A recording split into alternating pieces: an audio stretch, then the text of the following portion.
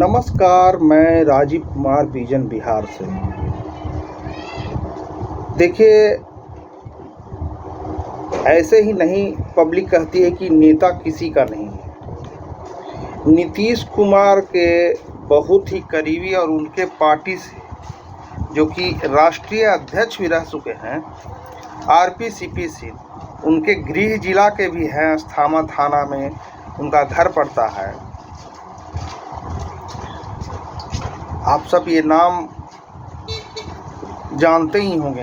RP Singh बाबू सब उनको बोला करते थे जब वो पार्टी ऑफिस में जाते थे, क्योंकि वो जेडीयू के राष्ट्रीय अध्यक्ष रह चुके हैं और केंद्र सरकार में मंत्री भी रह चुके हैं वो। लेकिन अभी वो बीजेपी में चले गए हैं और उन्होंने कस के तंज कसा है सीएम नीतीश कुमार जी पे। और ये तंज इसलिए कसा है कि जो भागलपुर में पुल गिरा है 1700 कुछ करोड़ का, उस पे उन्होंने साफ साफ कहा कि एक मुखिया अगर 5 लाख का घोटाला करता है तो उस पे केस होता है, और यहाँ तो 1700 करोड़ की बात है तो केस क्यों नहीं हुआ, इसमें नामजद मुकदमा होना चाहिए। हालांकि उनका कहना भी सत्य है, लेकिन ये सब नेता का कुछ पता नहीं। आज इधर से बोलेंगे, कल उधर से बोलेंगे, आज इस पार्टी में है, कल उस पार्टी में चले जाएंगे। नुकसान यहाँ पे पब्लिक का होता है। वहाँ पे एक गार्ड अभी तक नहीं मिल रहा है, उसका सारा परिवार वहीं पे डेरा डाले हुए है। अभी तक उसका शव या कुछ पता नहीं चला है कि वो जिंदा है या मृत है, कहाँ है, कुछ नहीं। खैर वो बात छोड़िए, हम बात कर रहे हैं आरसीपी सिन्हा पे और सीएम नीतीश कुमार जी पे। उन्होंने साफ साफ कहा है आरसीपी सिन्हा जी ने कि इसका और कोई जिम्मेवार नहीं है, इसका सीएम नीतीश कुमार ही जिम्मेदार हैं। उनको नामजद मुकदमा होना चाहिए। हालांकि वहाँ पे एक पत्रकार ने पूछा क्या सीएम नीतीश कुमार जी को नैतिकता के आधार पे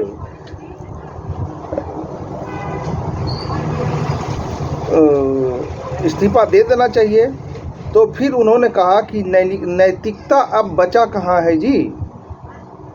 नैतिकता जब बचता तब जब बीजेपी को मैंडेट मिला था तब ये 45 सीट वाले मुख्यमंत्री कैसे बन गए, जबकि उस टाइम पे पार्टी के राष्ट्रीय अध्यक्ष आरसीपी सिन्हा ही थे। इसीलिए हम कहते हैं कि नेता किसी का नहीं हुआ है। आज इस पार्टी में जाता है, कल उस पार्टी में जाता है तो उस पार्टी का बतिया गुन गाएगा, और इस पार्टी में जाएगा तो इस पार्टी का गुन गाएगा। ये पब्लिक को सोचना है कि हमें किसको वोट देना है और वो कैसा व्यक्ति है, उसका चरित्र कैसा है। धन्यवाद। छोड़ जाते हैं आरसीपी सिन्हा जी के वीडियो के साथ। देखिए हो माननीय मुख्यमंत्री सीएम नीतीश कुमार जी के बारे में क्या बोल रहे हैं। आपको ये वीडियो कैसा लगा कमेंट बॉक्स में हमें ज़रूर बताएं, और ये वीडियो कैसा लगा, इसका विचार क्या है, वो भी हमें कमेंट बॉक्स में लिखें। धन्यवाद। बिहार सरकार का इतना बड़ा लॉस आप जरा समझिए। गांव में एक मुखिया थोड़ा सा अगर गड़बड़ काम करता है, उसके खिलाफ विभागीय कार्रवाई भी होती है और एफआईआर भी होता है।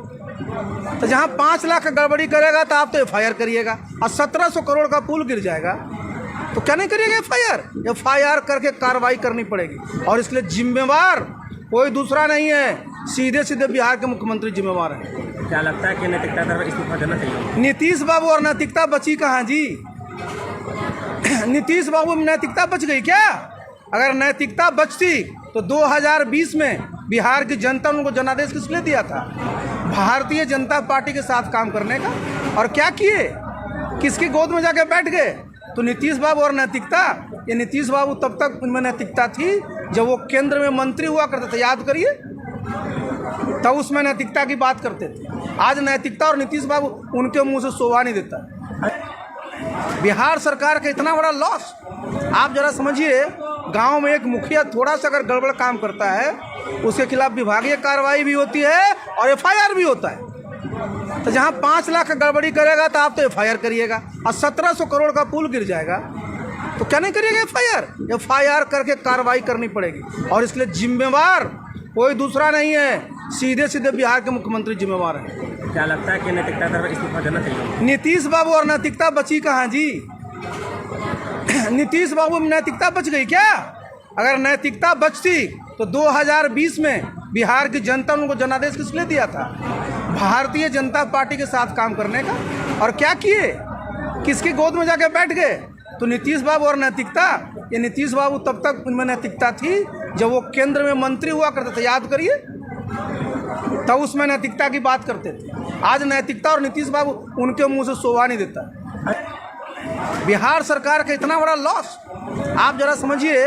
गांव में एक मुखिया थोड़ा सा अगर गड़बड़ काम करता है, उसके खिलाफ विभागीय कार्रवाई भी होती है और FIR भी होता है। तो जहां 5 लाख का गड़बड़ी करेगा तो आप तो FIR करिएगा, और 1700 करोड़ का पुल गिर जाएगा तो क्या नहीं करिएगा FIR करके कार्रवाई करनी पड़ेगी। और इसके लिए जिम्मेवार कोई दूसरा नहीं है, सीधे सीधे बिहार के मुख्यमंत्री जिम्मेवार हैं। क्या लगता है कि नैतिकता पर इस्तीफा देना चाहिए? नीतीश बाबू और नैतिकता बची कहाँ जी? नीतीश बाबू में नैतिकता बच गई क्या? अगर नैतिकता बचती तो 2020 में बिहार की जनता ने उनको जनादेश किस लिए दिया था? भारतीय जनता पार्टी के साथ काम करने का। और क्या किए? किसकी गोद में जाके बैठ गए? तो नीतीश बाबू और नैतिकता, ये नीतीश बाबू तब तक उनमें नैतिकता थी जब वो केंद्र में मंत्री हुआ करते थे, याद करिए, तब उसमें नैतिकता की बात करते थे। आज नैतिकता और नीतीश बाबू उनके मुंह से शोभा नहीं देता।